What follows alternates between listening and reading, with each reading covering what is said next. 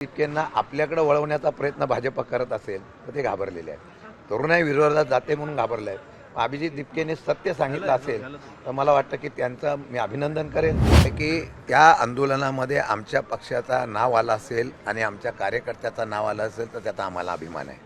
असं आहे की तरुणाईच्यासाठी जर आमचा कार्यकर्ता तिथं उतरला असेल, आम्हीसुद्धा महाराष्ट्रामध्ये आंदोलन केलं होतं, परंतु आता आंदोलनाच्या पाठीमागं कोण हा दडपशाहीचा प्रकार सुरू झालेला आहे आणि त्या दडपशाहीच्या प्रकारामध्ये जे कोणी या ठिकाणी मदत करतायत माणुसकीच्या भावनेतून केलेली आहे त्यांच्यावर कारवाई करण्याचा म्हणजे दुसऱ्या पडद्याच्या मागून हुकूमशाही आणण्याचा प्रयत्न होतोय. मला वाटतं की जनता आहे. आता त्यांनी सांगितलं होतं, हे कोर्टाने सांगितलेलं कोणावर गुन्हे दाखल करू नका, तरी आता गुन्हे दाखल केले जात आहेत. याचा अर्थ परत हे आंदोलन दडपण्याचा प्रयत्न होतोय. मला वाटतं की आता ही लागलेली आग आहे, ही विझणार नाही.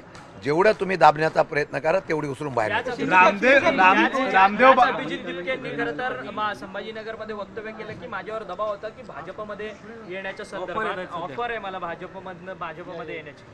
असं आहे की अभिजित दिपके जनतेच्या मनातून उभं राहिलेलं नेतृत्व आहे, युवकांच्या मनातून राहिलेलं नेतृत्व आहे. त्यांना चांगलं वाईट कळतं. या भाजपच्या विरोधातली भूमिका तरुणाईमध्ये होती म्हणून त्यांनी अभिजित दिपकेंना पाठिंबा दिला. आता अभिजित दिपकेंना आपल्याकडे वळवण्याचा प्रयत्न भाजप करत असेल तर ते घाबरलेले आहेत. तरुणाई विरोधात जाते म्हणून घाबरले आहेत. अभिजित दिपकेने सत्य सांगितलं असेल तर मला वाटतं की त्यांचं मी अभिनंदन करेन की निदान लढण्याची भूमिका त्यांच्याकडे आहे याचा सार्थ अभिमान आहे.